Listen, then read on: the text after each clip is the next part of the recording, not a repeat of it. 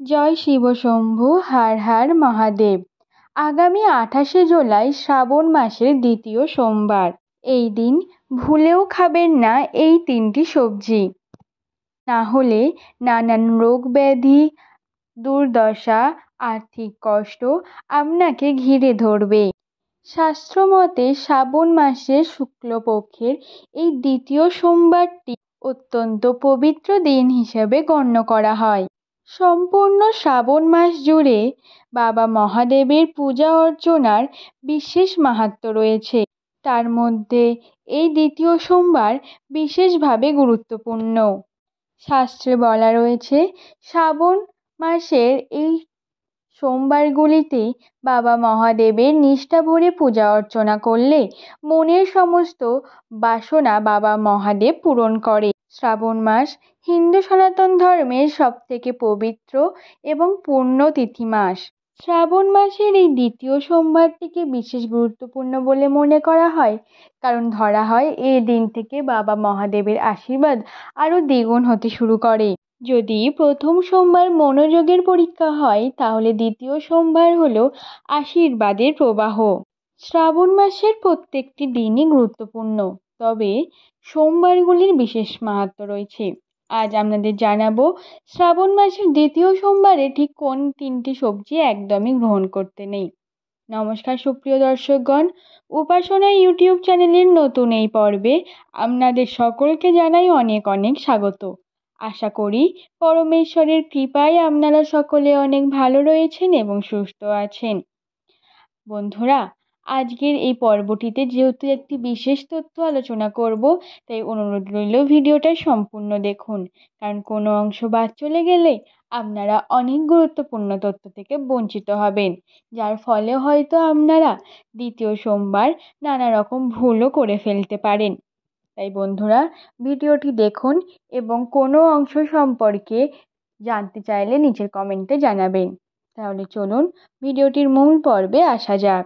বন্ধুরা, মানা হয়ে থাকে যে শ্রাবণ মাসের সোমবারে বাবা মহাদেবকে যদি ভক্তি ভরে একটিমাত্র বেলপত্র দিয়ে পূজা করা হয়, বাবা মহাদেব তাতেই সন্তুষ্ট হন, এবং যদি বাবা মহাদেব আপনার প্রতি তুষ্ট হন, তাহলে আপনার ওপর থেকে সমস্ত রকম গ্রহদোষ, বাস্তুদোষ এবং নানা রকমের দোষ কেটে যায়।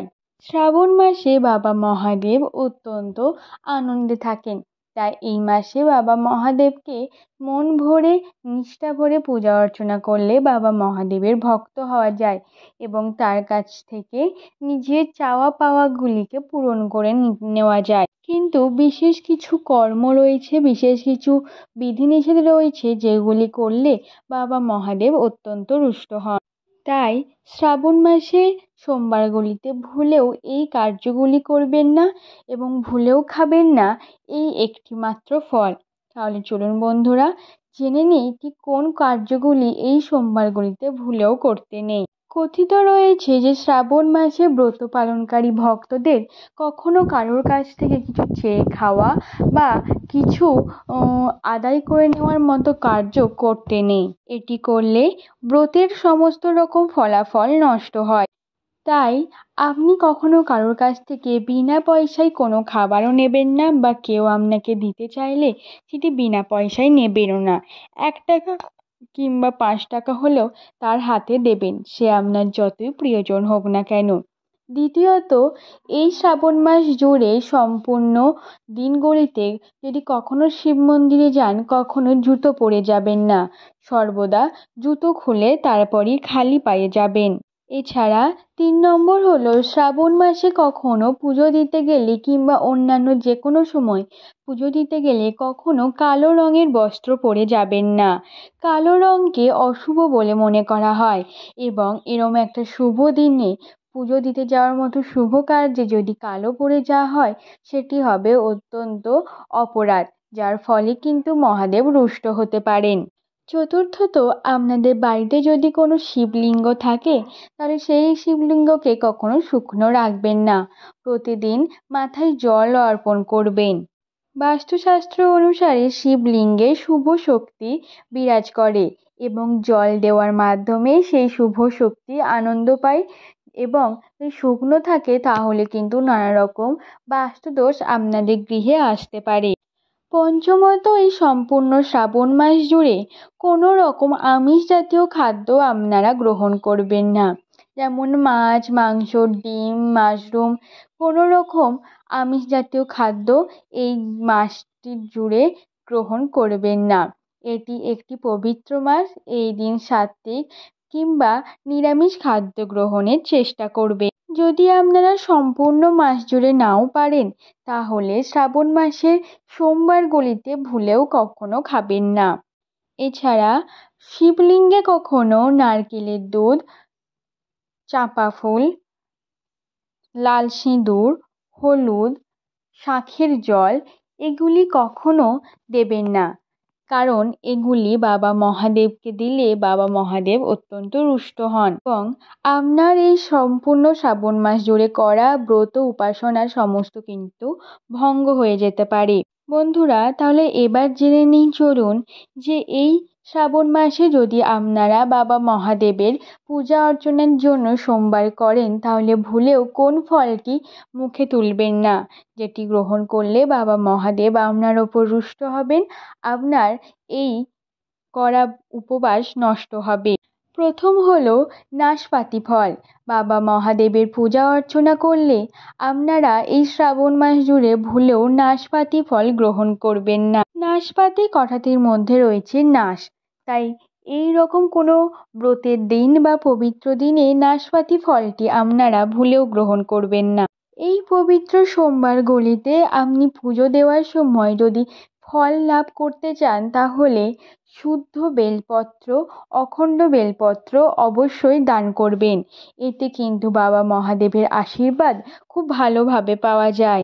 এছাড়া আপনার গৃহে যদি সর্বদা রোগ শোক লেগেই থাকে তাহলে বাবা মহাদেবের উদ্দেশ্যে আপনি অখণ্ড আতপ চাল নিবেদন করবেন। এটি করলে সংসারের সমস্ত রকম দারিদ্রতা, দুর্ভাগ্য, কষ্ট এগুলি চলে যাবে। এবং শ্রাবণ মাসে বাবা মহাদেবের পূজা করার সময় অবশ্যই মনে করে অপরাজিতা ফুল বা নীলকণ্ঠ ফুল এবং ধুত্র ফল এগুলি নিয়ে যাবেন। এগুলি দিলে বাবা মহাদেবের মাথা ঠান্ডা থাকে, বাবা মহাদেব অত্যন্ত প্রসন্ন হন তার ভক্তের ওপর। এর সাথে একটি বেলফল অবশ্যই নিয়ে যাবেন। বেলপত্রর সঙ্গে বেলফল বাবা মহাদেবের কাছে অর্পণ করবেন। দেখবেন বাবা মহাদেব আপনার ওপর প্রসন্ন হয়ে আপনার যাবতীয় কষ্ট তিনি হরণ করে নিয়েছেন এবং আপনার সমস্ত মনস্কামনা তিনি পূর্ণ করেছেন। তো বন্ধুরা, আজকের ভিডিওটি এই পর্যন্তই। আশা করি কমেন্টে আপনারা জানাবেন যে ভিডিওটি কেমন লেগেছে। আমি আমার সমস্ত কিছু দিয়ে চেষ্টা করেছি আজকের ভিডিওটিতে গুরুত্বপূর্ণ মতামতগুলি দেওয়ার। আপনারা জানতে পেরে কেমন লাগলো তা জানাবেন এবং আর কোন বিষয়ে ভিডিও চাইছেন সেটিও কমেন্টে জানাবেন। আজ এই পর্যন্তই। সকলে ভালো থাকবেন, সুস্থ থাকবেন, পরিবারের সকলকে ভালো রাখবেন এবং সুখ শান্তিতে থাকবেন। বাবা মহাদেবের জন্য পূজা করুন, নিষ্ঠা ভরে বাবা মহাদেবকে ডাকুন, আপনার সমস্ত মনস্কামনা তিনি পূর্ণ করুন। নমস্কার বন্ধুরা, ভালো থাকবেন।